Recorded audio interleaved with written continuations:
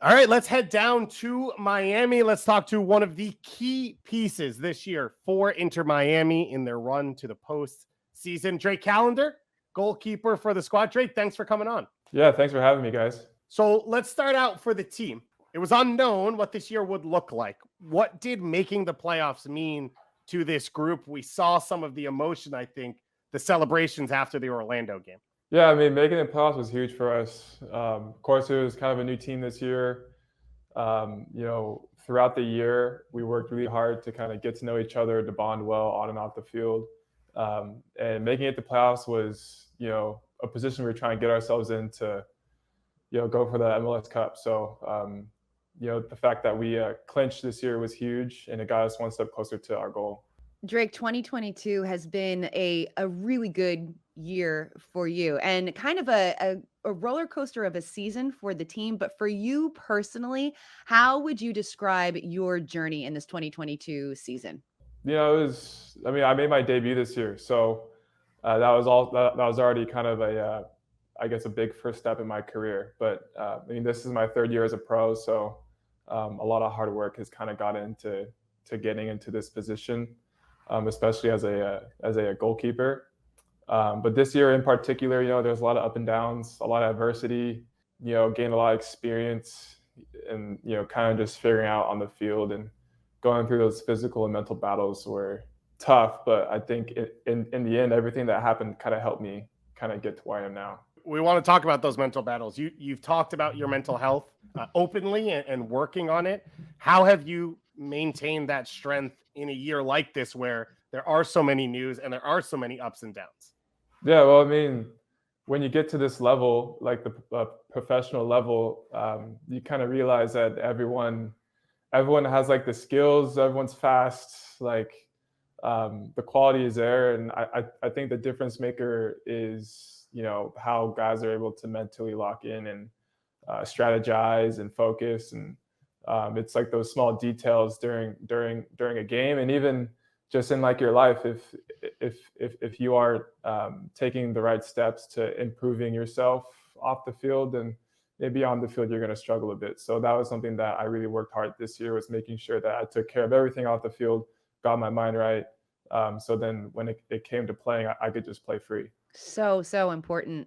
Drake, we watched a video of you doing yoga on the beach. I know that that's a big part of you, as you talk about kind of taking care of your mental health. I talked to your teammate DeAndre Yedlin earlier this year, and he said that he had started a meditation club on the team. Are you a part of that as well? Yeah. The group meditations that we do here are great, especially when, again, like a lot of the guys are new this year. So doing something that can kind of bond you off the field, but something that also has a lot of benefits to your performance and recovery is huge.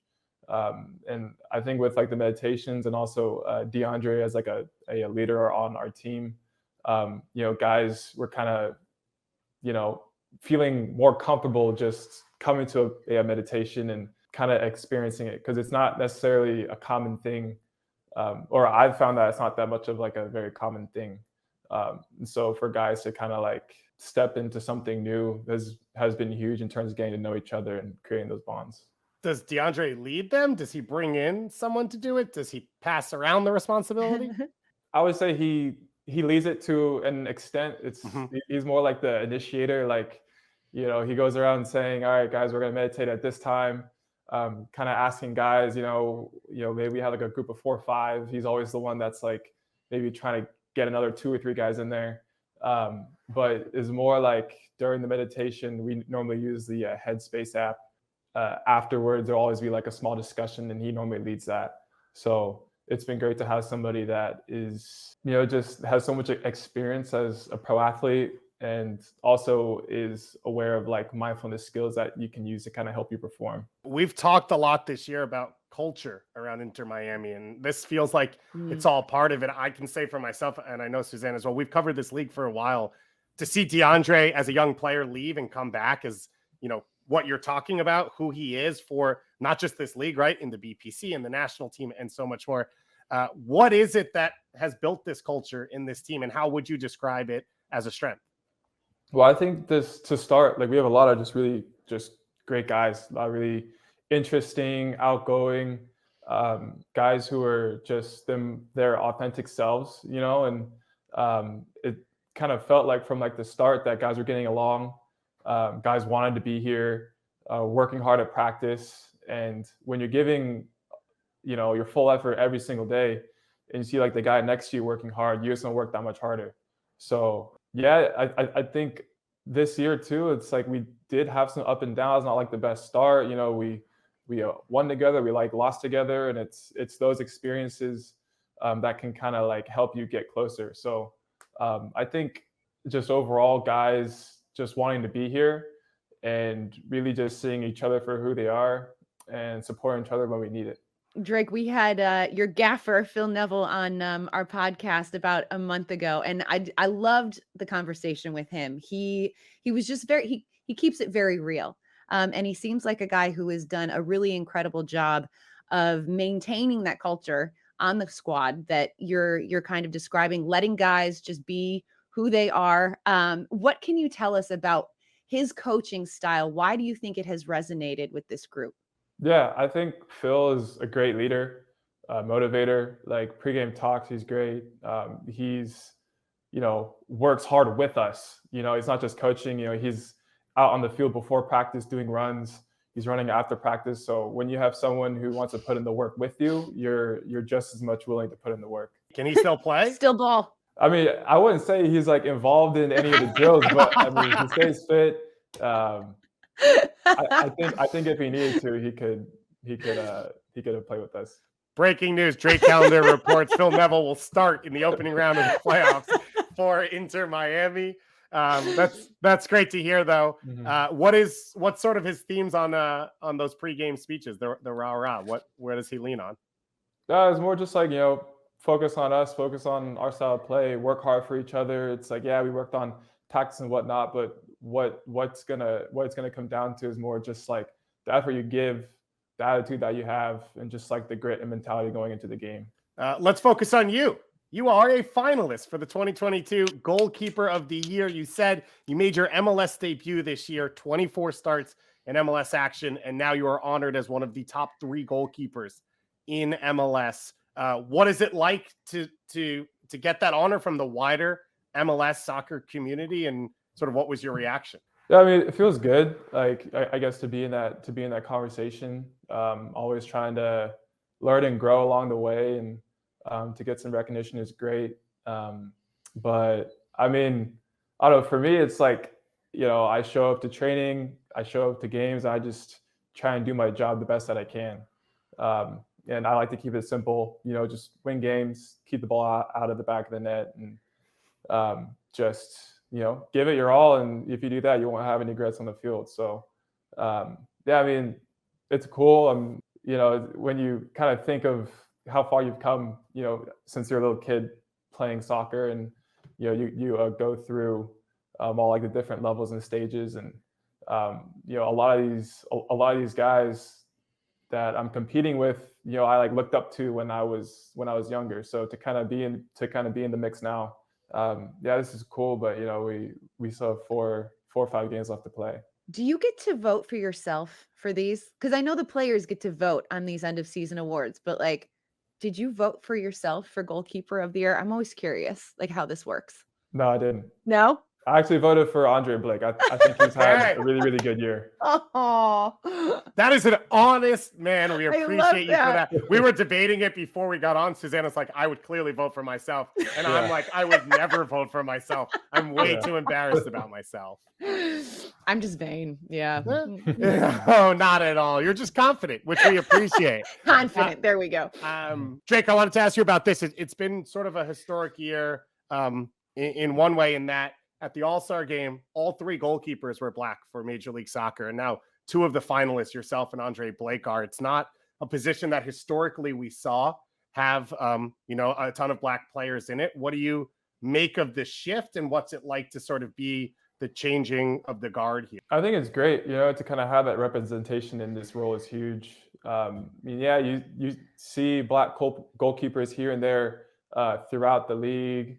overseas, but I mean, it's not necessarily a position that is, mainly has like a person of color, black person in there. So I mean, to kind of be a part of that is great. I think getting to this stage in my career, I'm starting to kind of be an example for like the next generation. So to have guys in these positions is huge for black youth who maybe want to pick up goalkeeping as position in sports. To see someone that looks like themselves, that looks like them, is huge when you have a generation that's developing, especially with the increasing number of players getting into soccer. Drake, as a young goalkeeper, were there any guys that you looked up to? You looked at their career and thought like, that's what I want to do. That's who I want to be. Who were kind of your goalkeeping idols growing up?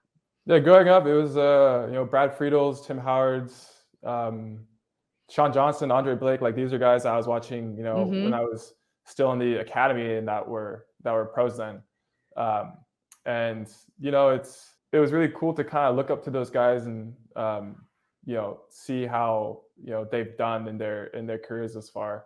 But I always told myself that there's only one me, and that I want to be someone that people look up to as well. So as much as I idolized and looked up to the goalkeepers when I was younger, I felt like I was capable, and I was wanting to get to a point where I wasn't like, oh, I want to be like that guy. I was more like, I want to be like myself, and I want to be able to do that authentically. How do you, as a goalkeeper, this is always fascinating to me, sort of imagine and map out your career? Because we all say it all the time. Goalkeepers peak late and play longer. So the guys you grow up with, they're breaking through at 19, 20, 21, but no one subs a goalkeeper. So you make your debut at 25. How do you sort of process that and stay positive and stay on a high? And what's sort of your expectations coming into your career? Yeah, I mean, I agree that goalkeepers tend to have longer careers. I was just ready, I guess prepared for my opportunity whenever that was going to come. And yeah, I mean, you could say it was my rookie year was 2020, kind of a different year. I mean, last year got minutes with like the USL team. This year made my debut, got some minutes with like the first team. So I'm kind of playing the long game. I'm focused on just getting 1% better every day. Always moving forward, always learning. Absorbing all like the lessons I get on the way. And I mean, yeah, I'm just trying to just continue to grow and develop and become the best goalkeeper that I can be. Let's talk playoffs, shall we? We've got Inter Miami is going to be traveling to NYCFC for their round 1 matchup. This is going to be a whole lot of fun. I'm really looking forward to this one. But for you guys, Drake, what have you guys kind of talked about as some of the keys to beating NYCFC, who are on a pretty good run of form right now heading into the playoffs? Yeah, I think it comes down to just togetherness. Is we have the desire to win. We have to have the mentality, have the attitude of never giving up. And I think that this team has shown time and time again that we have quality and that we can score goals, we can keep shutouts, we can compete really hard. So I think if guys just leave it all on the field, just take it one game at a time, that we'll get the result that we want. It was a 3-2 win for you guys against NYCFC on August 13th. You were in goal for that game. What do you remember about them as an opponent? I mean, yeah, they're a great side. I mean, they won the cup last year. It's always a challenge playing a team that's in form. But it's just the team that we have to be very good defensively against. And I think just overall, just playing a full 90 minutes, taking it one half at a time, and being very, just being simple and playing our game. I got to ask about the man, Gonzalo Higuaín. His press conference made me cry. Like I was just very, very emotional, that whole thing. But of course he announces he's going to retire at the end of this season. This could be, we're not saying it is because we want Inter Miami to go on a long playoff run, but could be his final match. How much is the team motivated and like wanting to win for Gonzalo. Does that play into it at all? I think so.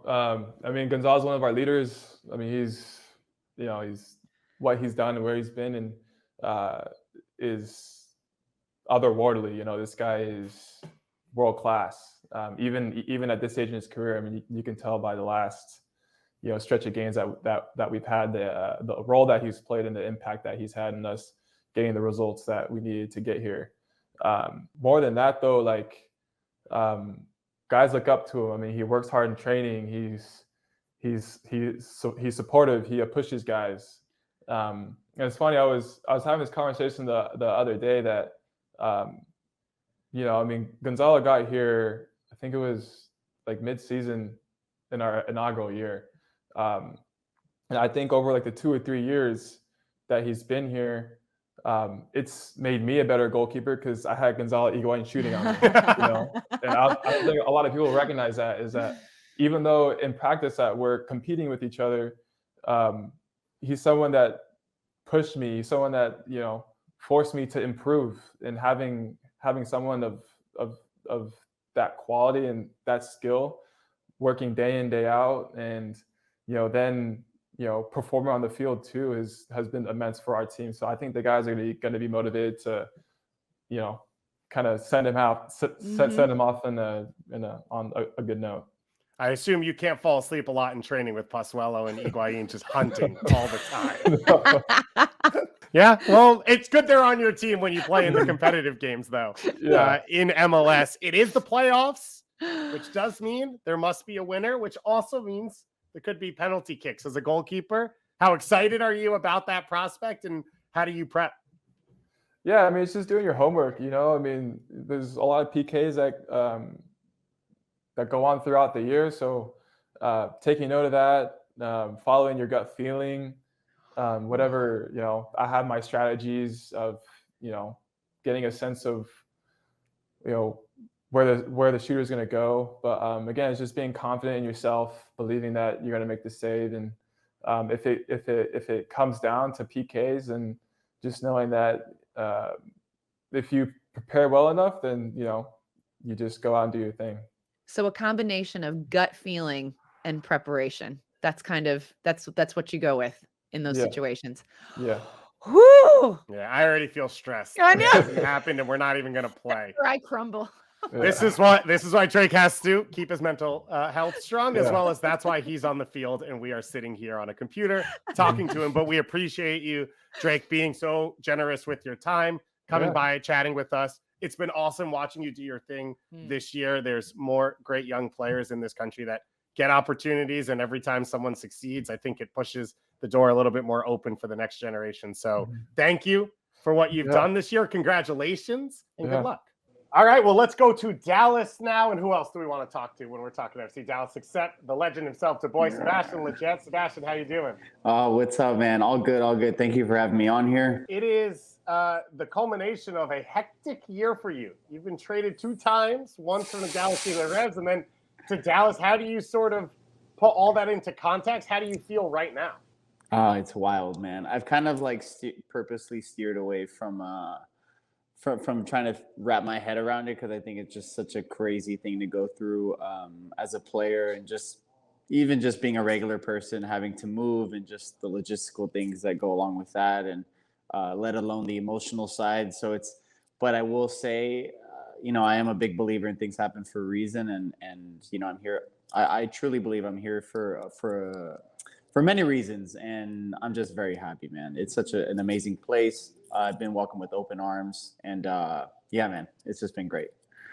Let's say we were talking in June. What would, if I were to ask you what you think about FC Dallas, which would have been random, what would you have said, and how is it maybe different now being there?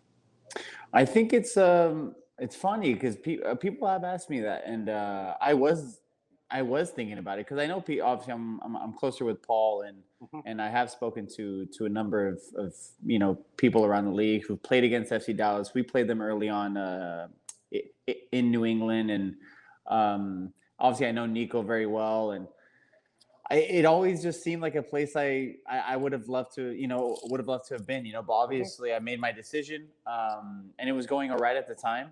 in New England, but from an outside perspective, it looked really good. And I kept up with all the games, so I feel like I sort of manifested it in a weird way. Not that I knew it in the time, but yeah. You mentioned you knew Nico from national team. How is Right. he different? How is he the same as a club coach? What makes him successful? Man, I mean, I wish there was just one thing, but honestly, he's done a number of things well. Whether it's individually how he communicates with players, or how he manages the group. I think he's also growing. This is obviously his first head coach job, but even seeing the growth from when he was an assistant with Greg on the national team, and seeing him now steer the ship himself. It's been a joy to see, to experience, to work with him on a new level. And so I'm happy, I'm happy for him too, and I thought he's done a really, really good job even before I got here. The partnership with Paxton's a huge part of this team, and it's why you were brought there. What's it been like playing alongside him? What do you see from him as a player? I mean, yeah, the last time I got to play with Paxton was, he was a little bit younger a couple years ago with the national team, where he got his first cap. And I mean, you could always see the potential in this kid. And, as he's gotten older, he's more experienced now. I think he's really growing into his abilities and his potential. And, he's a proper player, man. And I told him when I first got here that it's going to be me and him. That are going to have to control things in there, and I think we've every game it's only gotten better, and we have a better understanding of each other, and he's just a great piece for this team. Like, he has so much quality, and I think he's only going to get better. So let's talk about the playoffs for FC Dallas, third in the Western Conference. Not a lot of people would have picked that preseason. What makes this team special? What is it that this team does different than other teams or at an elite level that keeps FC Dallas at the top? I think it's the different characteristics, and I think it's having the right players in the right system, and I think it puts everybody in a position to succeed, and it just kind of works like a well-oiled machine, and considering this is the first year new head coach, so much information is being thrown on everyone. And I know it because I've known Nico, for a long time. I've spoken with him about how we both see football and how we want it to be played, and different tactical things. And so I know from the get, before I even got here, that it's a lot of information being thrown.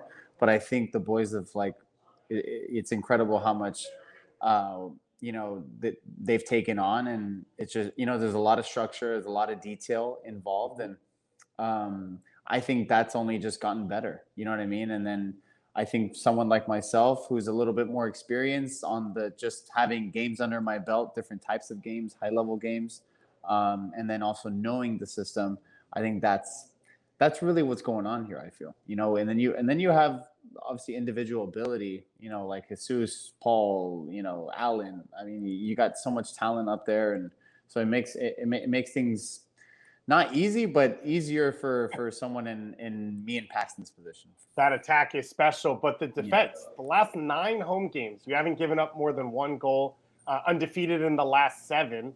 What is it that's come together defensively for this group? You mentioned that structure. Yeah. What is it that's been? Yeah, that's a really good point. I think that tends to get overlooked, even by me, obviously. That I think our structure defensively, just the way we tactically are compact, and we can build up and we can get into the opposition's final third. But then I think what Nico does well is how he prevents us getting countered. A lot of coaches that I've been with will just focus on the attack, and then whatever is happening behind is really irrelevant. Let's just focus on getting as many bodies in front of the goal, which is okay. But then what happens if that play, doesn't turn out the way you thought it would, and the ball comes out and they're coming at you and you only have 2 defenders back there? So I think it's the way we, how Nico has coached this team to,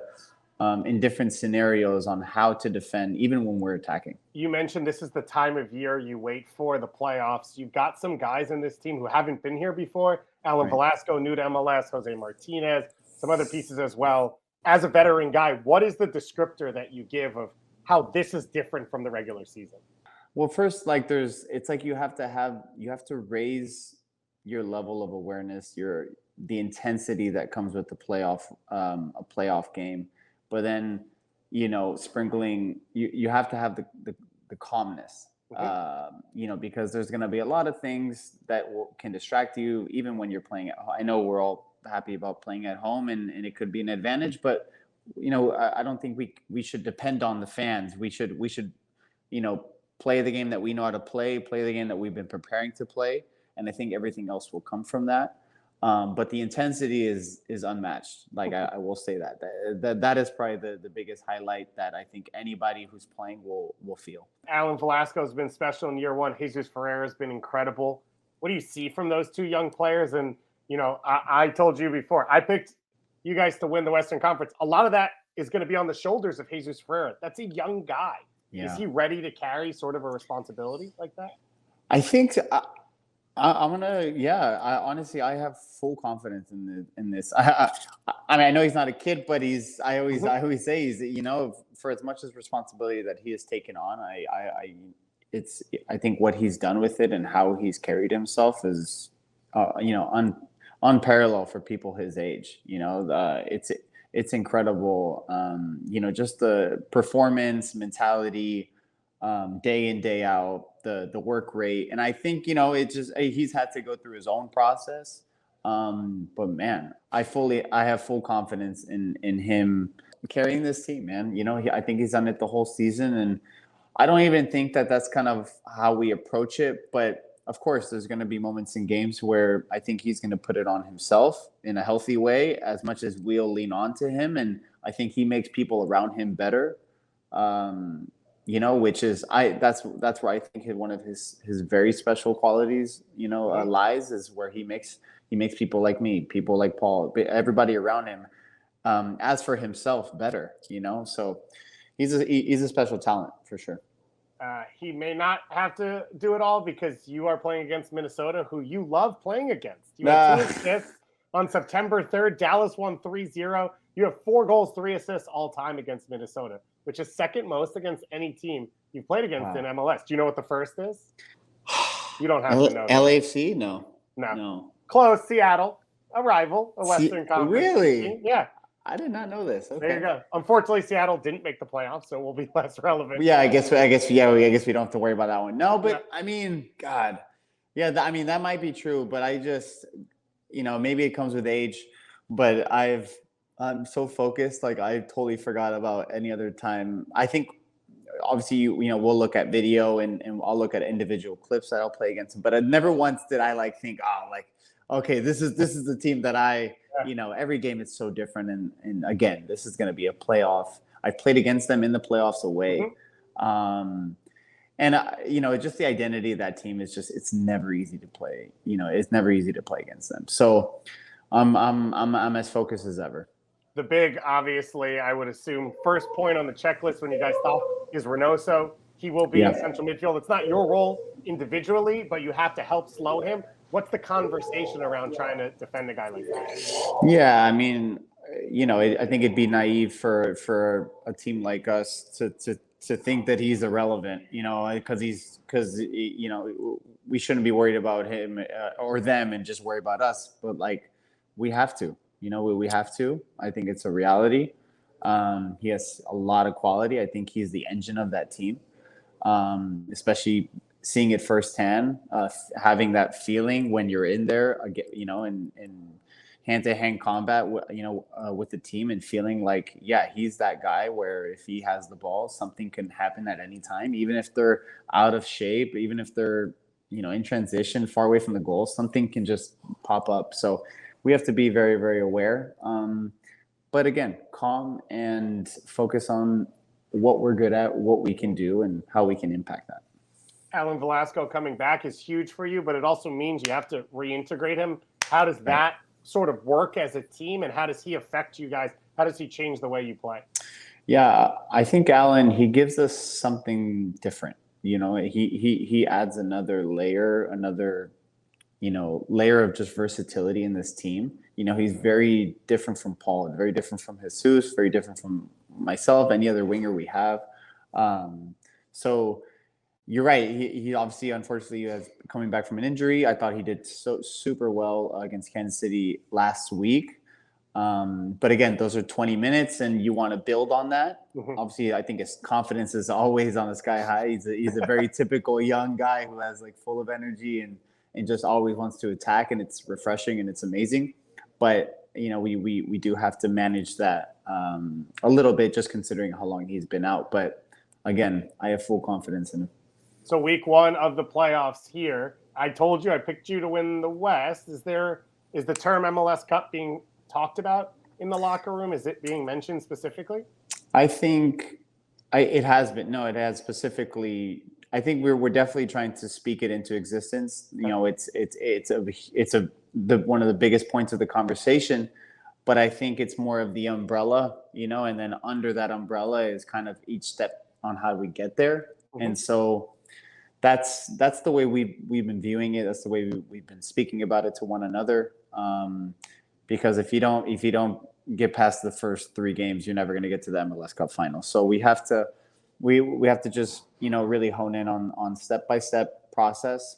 And I know it's cliche, but it's very, very true. It's cliches for a reason. That's right. Teams It's very win. true. Also, defense wins championships and everything else that goes along. Yeah, with defense. that. I mean, it's cliche because it's true. I couldn't have said it better myself. It is going to be a fun one. Sebastian, thank you for taking the time to join us. Good luck this weekend. Hopefully, we'll see you again down the road.